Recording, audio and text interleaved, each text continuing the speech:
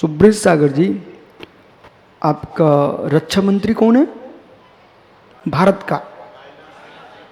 राजनाथ सिंह ने, आप जब गोमटेश्वर में थे तो चामुंडा बस्ती में उनका भाषण हुआ था। गोमटेश में राजनाथ सिंह ने अपना भाषण दिया। उस भाषण में उन्होंने जैन दर्शन के गुण रहस्य को इतने सुंदर तरीके से रखा था। बोले जैनियों ने जो पुद्गल की व्याख्या की है, आज उस पुद्गल की व्याख्या के लिए विश्व का कोई भी आदमी ना नहीं कर सकता है, क्योंकि जैनी कहता है एक एक कण से ये सारी सृष्टि की संरचना है। मेरे मित्र, हम कहते हैं परमाणुओं का संघात स्कंध है और स्कंध का समूह ही ये सब नजर आ रहा है। चाहे तुम मनुष्य का शरीर हो, चाहे पशु का हो, चाहे पृथ्वी हो, जो भी तुमको दिख रहा है चाक्षुष जब पौद्गलिक है, और ये सारा पौद्गल जो है ये परमाणु का संघात है।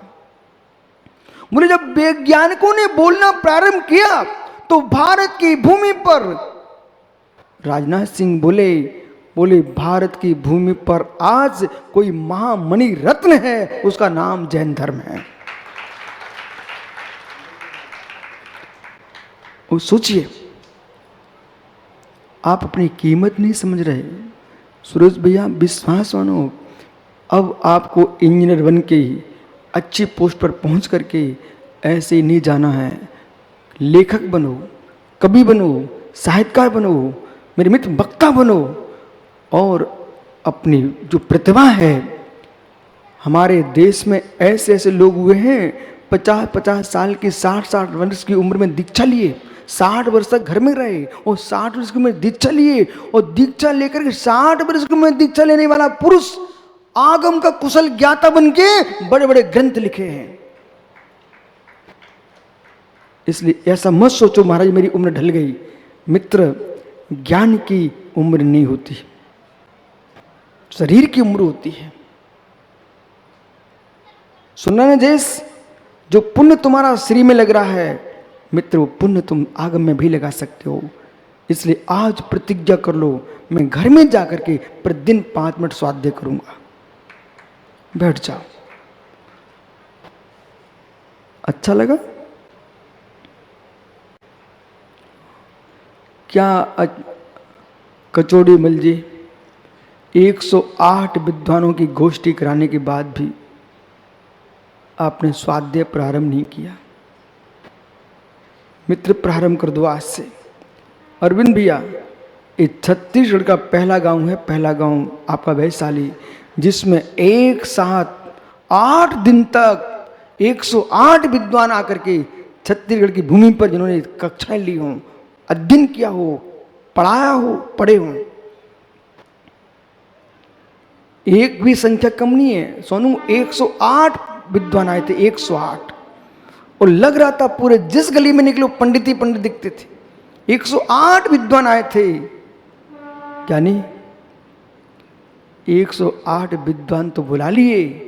अब अरविंद भाई वो दिन कब आएगा जब तुम्हारे आगे 108 लग जाए। बसा बैठो ज्ञानी। इसलिए भगवान क्या कह रहे हैं? मिथ्या समूह मिथ्या चेतनास्ना, मिथ्या का समूह मिथ्या नहीं है, निरपेक्ष न्याय मिथ्या। कोई मिथ्या दृष्टि भी तुमको दिख जाए, शिखर भाई गिलानी मत करना। घर के द्वारे पर खुजला कुत्ता भी बैठा हो, घर के द्वारे पर खुजला कुत्ता भी क्यों ना बैठा हो, जब सोच की बालू घर में चूड़ी बन के आ सकती है तो खुजला कुत्ता भी मर करके तुम्हारे घर में बेटा बन सकता है। डंडा मार के भगाओगे ना, और कहीं वो शांत प्रणाम से मर गया ना, और तुम्हारे घर में बेटा बन गया और जाति शरण हो गया, तो जितने तुमने डंडा मारे थे अब तैयार हो जाओ। जिन वाणी सुनते सुनते पंडित देव कुमार जी की अभी भी प्रज्ञा नहीं सुलझी, इनको अब सोचना पड़ेगा। बोले गुरुजी ठीक कह रहे हैं कि हमने घर की मुड़े पर बैठी चिड़िया को भी पत्थर फेंक दिया और उसने कसाय बांध ली, कहीं बेंतरी बन गई ना तो मित्र खबर ले लेगी। पंडित जी, ऐसा इतिहास में लिखा, आगम में लिखा है,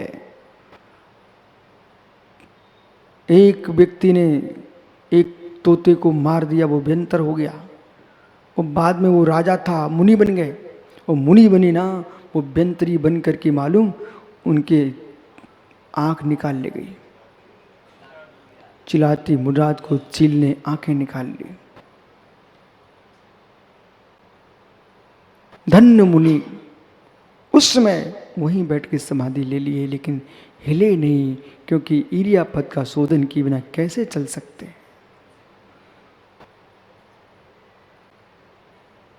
इसलिए मेरी बात मानो, मत उड़ो उड़ानों में, मेरी बात मानो, किसी को अपना दुश्मन बना के मत जाना, किसी को अपना दुश्मन बना के मत जाना। घर की मुड़ेर पर बैठी चिड़िया को भी मित्र पत्थर मार के मत भगाना। कसाय बांध लेगी, कसाय बांध लेगी। तुम्हारे घर के सदस्य ना भले घर के हों, उनके प्रति भी व्यवहार साम रखो, उनसे भी 24 घंटे में क्षमा मांग लिया करो। मैं तो सब मुर्जाओं क्षमा मांग लेता हूँ, समझाना भी पड़ता है, फिर कहता हूँ विचित्र बातें क्षमा करना। लेकिन क्यों भाई, नहीं समझाएंगे तो मित्र, चिड़िया के पंख हो जाए बच्चे के तो माँ उड़ाना सिखाती है, बस संभल के। ऐसे गुरु भी तुमको सिखाते संभल के, परंतु आप कहीं झाड़ियों में ना फंस के मर जाओ, इसलिए भी तुमको समझाते हैं, फिर भी क्षमा मांगते। जब समाधि का प्रकरण आता है, श्री भगवती आराधना जैसे महान ग्रंथ में लिखा है, वे आचार्य भगवंत जिन्होंने दीक्षा दिए, शिक्षा दिए, इतना अच्छा शिष्य बना के रखा, वे भी आसन से उतर करके क्षमा मांगते हैं, अब मैं जा रहा हूँ, आपके अनुग्रह निग्रह में कोई आपको पीड़ा हुई हो तो आप लोग मुझे क्षमा करना। क्योंकि अधिकार मेरा धर्म नहीं है, अधिकार मेरी आत्मा का धर्म नहीं है, क्षमा मेरी आत्मा का धर्म है।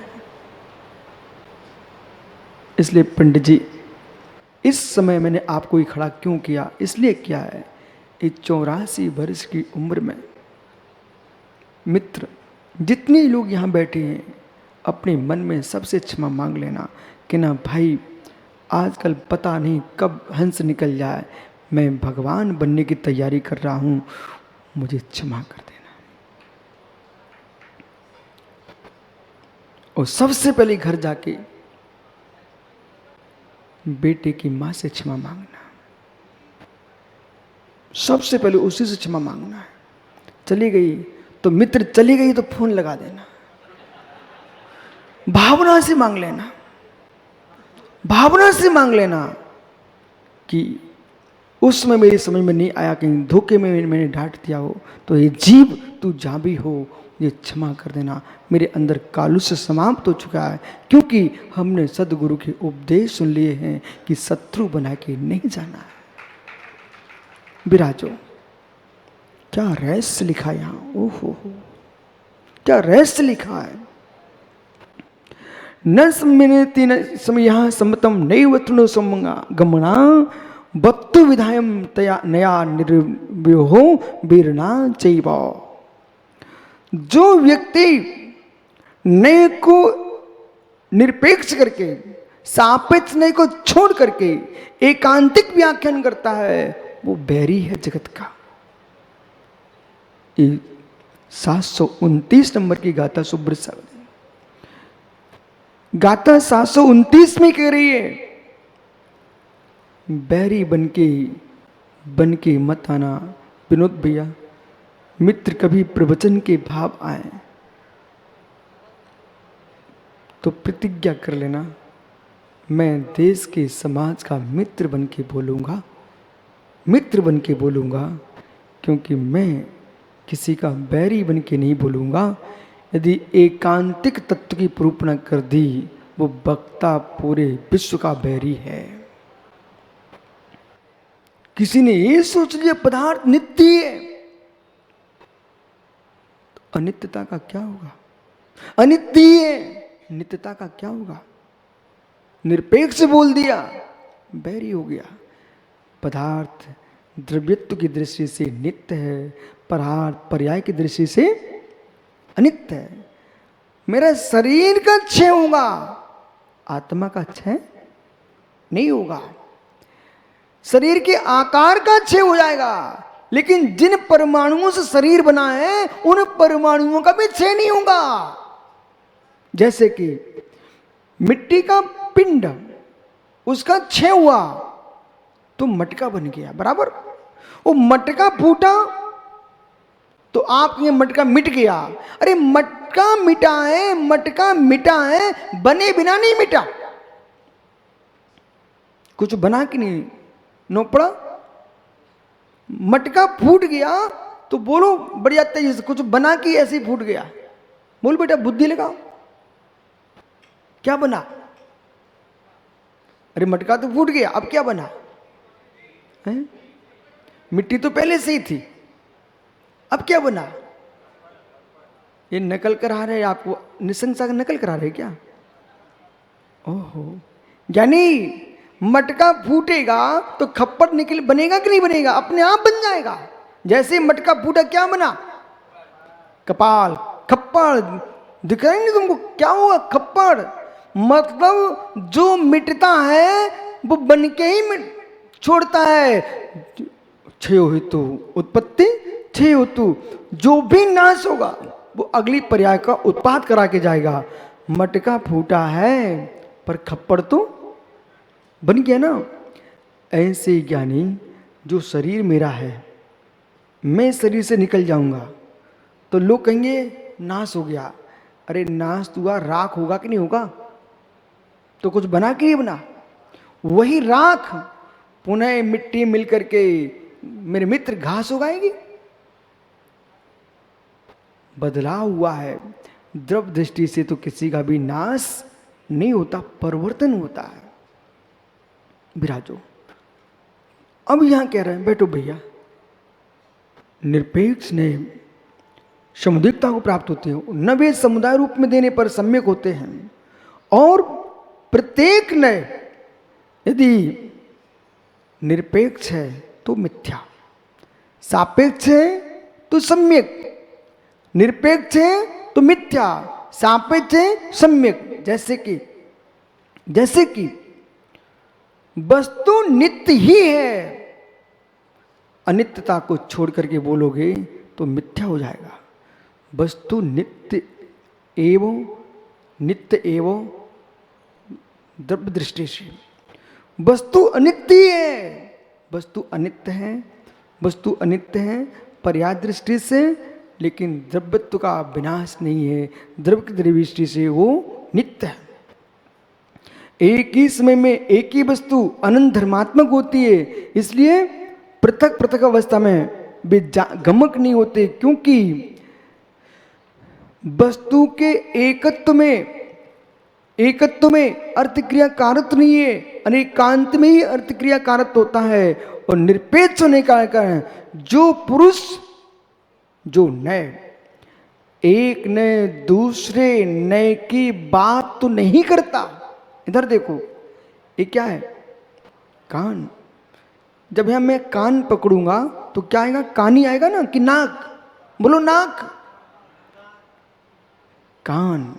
बच्चा को भी कहेंगे ना, बोले क्या है? बोले कान।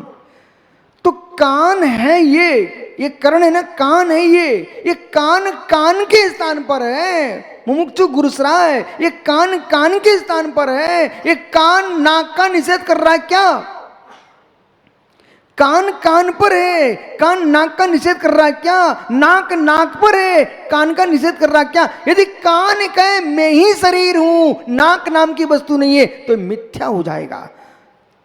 परंतु कान में है, नाक का निषेध नहीं करता है। ऐसे निश्चय है, निश्चय व्यवहार का निषेध नहीं करता, वो व्यवहार है, व्यवहार निश्चय का निषेध नहीं करता है। नित्य है, अनित्य का निषेध नहीं करता है। एवं भूत है, ऋतुसूत्र का निषेध नहीं करता है। एक नए दूसरे नए का निषेध नहीं करना, ये सापेक्ष नए है, ये सम्यक है।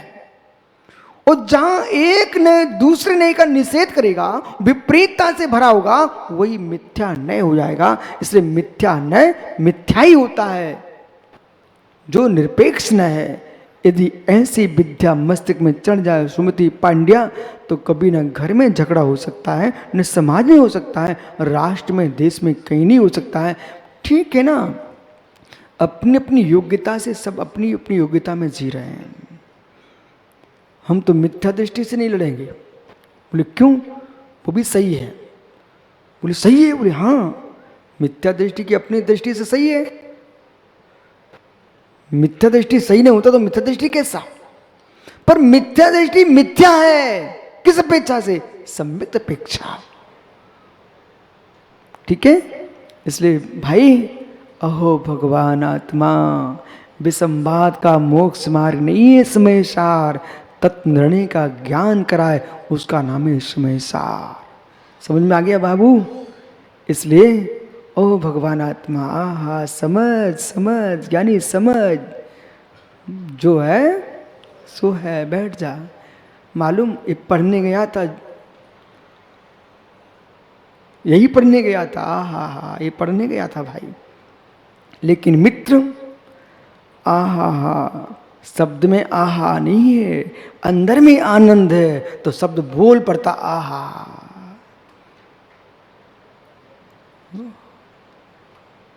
ऐसे ढोंगी तो पिट जाएंगे बेचारे, खा रहे मिर्च, आहा हा, अंदर आ रही सी सी सी सी सी, वो मुख से कह रहा आहा हा।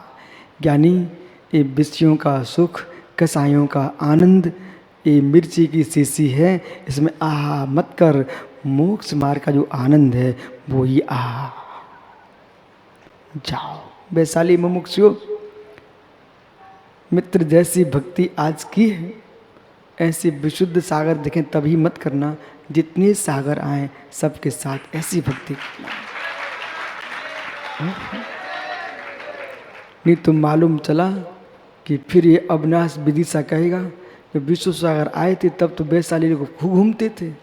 मित्र, आप ऐसी जहाँ बीत रागी तपोधन भाव लिंगी श्रवण चाँद के सबकी भक्ति करना, क्योंकि जब फिरोजाबाद की बालू, चम्मिल की बालू चूड़ी बन के आ सकती है, तो कौन सा साधु भगवान बन के आ सकता है। आत्मा स्वभावम परिभाव भिन्नम, आत्मा स्वभावम परिभाव भिन्नम। आत्मा का स्वभाव प्रभाव से अत्यंत भिन्न महावीर स्वामी की